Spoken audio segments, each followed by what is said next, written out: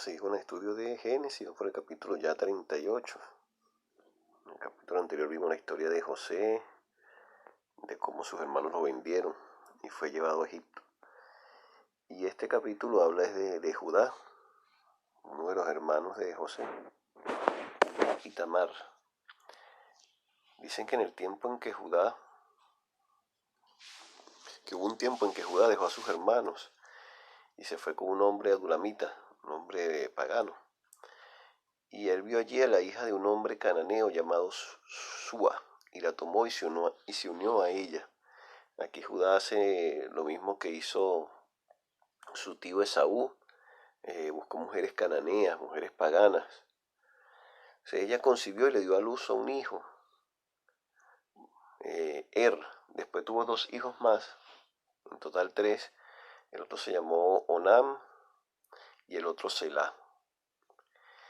Y Judá tomó una mujer para o sea, pasó el tiempo, creció y Judá le consiguió una mujer a su primogénito. Y esa mujer se llamaba Tamar. Pero el primogénito de Judá, era malo ante los ojos del Señor. Cuando dice que era malo ante los ojos del Señor, quiere decir que caminaba en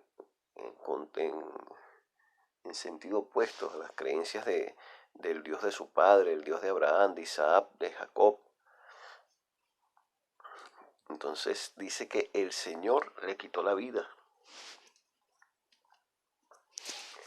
Murió el hijo de Judá por disposición del padre.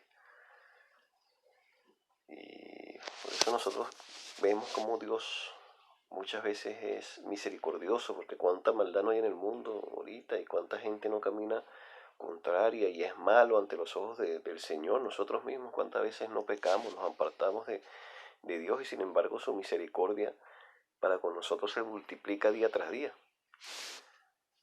Despertamos con vida en nuestros cuerpos, con aliento de vida en nuestros cuerpos, tenemos salud, tenemos trabajo, tenemos techo, pero la justicia de Dios realmente, Dios es un Dios justo y si Él quisiese el día de mañana que todos los pecadores murieran, bueno, se arrasaría con la humanidad entera y seguiría siendo justo porque el pecado por la ley divina es castigado con muerte.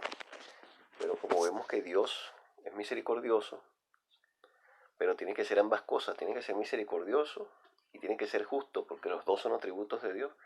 Entonces es justo porque castiga el pecado, pero es misericordioso porque el pecado lo castigó fue en su Hijo para que nosotros seamos perdonados de ese pecado. Pero aquí en este caso sí cayó juicio directamente sobre él. No era un hombre de fe.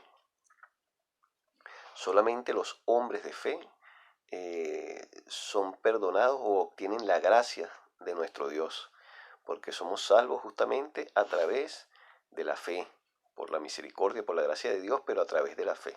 Solo el que tenga fe va a obtener la misericordia de nuestro Dios. Y aparte el que practique la misericordia, como vimos en los capítulos que vimos hace unos días, ¿no? El capítulo acerca del perdón, que obtendremos la misericordia de Dios, seremos perdonados los que perdonamos, porque Dios nos va a perdonar así como nosotros perdonamos. Pero bueno, ya ese tema lo vimos, era un paréntesis que estábamos haciendo ahí. Pero el caso cierto es que fue malo ante los ojos del Señor y el Señor le quitó la vida. Entonces Judá le dijo a su segundo hijo, a Onán, únete a la mujer de tu hermano y cumple así con ella tu deber de cuñado y levanta descendencia a tu hermano.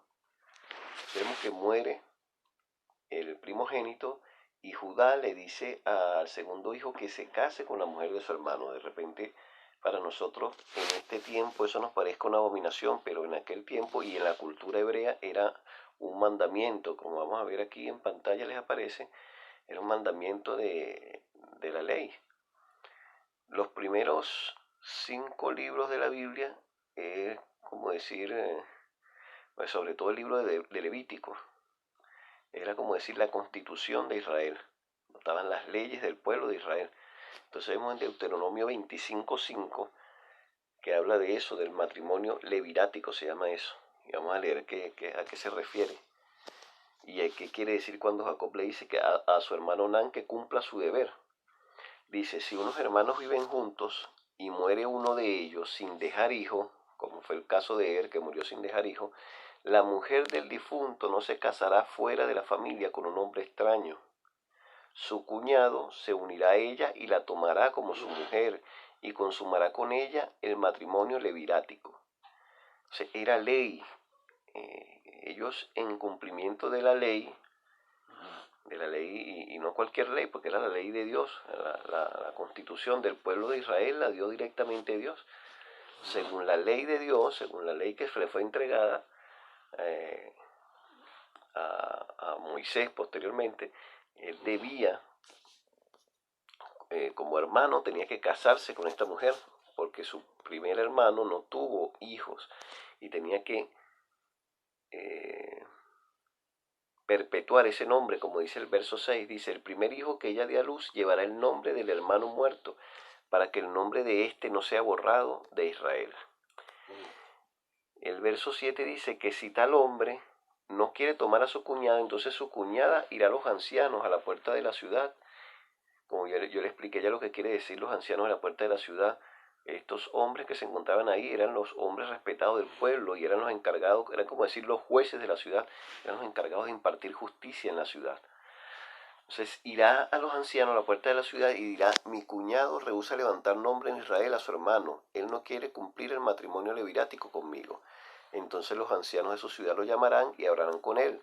Si él se pone de pie y dice, no quiero tomarla, entonces su cuñada se acercará a él delante de los ancianos, quitará el calzado del pie de él, le escupirá en la cara y le dirá, así se haga al hombre que no edifica la casa de su hermano, y se llamará su nombre en Israel, casa del descalzado. O sea, el que no cumpliera ese mandamiento iba a ser señalado como la casa del descalzado. Incluso le cambiaban su nombre, iba a ser eso, el descalzado, era una vergüenza que iba a llevar sobre sus hombros. Entonces, aquí lo que le está diciendo su padre a Onán es eso, que cumpla con ese mandamiento. Por eso le dice, cumple así con ella tu deber de cuñado, se estaba refiriendo a eso. Pero sabiendo Onán que el hijo que le nacería no sería considerado suyo, porque iba a ser tomado, ese hijo que iba a tener, iba a llevar el nombre de su hermano muerto y iba a ser considerado como el primogénito de su hermano que ya había fallecido. Entonces, al ver que no sería considerado suyo, sucedía que cada vez que se unía a la mujer de su hermano, vertía en tierra para no dar descendencia a su hermano. Ya nosotros entendemos que esto de vertir en tierra era un método anticonceptivo. Ustedes ya saben de qué hablamos, ¿verdad? Coitus interruptus. Para evitar que esta mujer quedara en estado y no darle descendencia a su hermano. Y dice, pero lo que hacía era malo ante los ojos del Señor y también a él le quitó la vida. Como vimos en el mandamiento, él tenía la opción, el hermano tenía la opción de aceptar, desposar a esta mujer o no. O sea, él pudo rehusarse a estar con esta mujer y bueno, tenía que pasar lo que estaba en la ley, pues que esta mujer lo escupiera y lo golpeara con el zapato y quedara avergonzado como el descalzado. Pero él quiso como hacer una trampa, pues,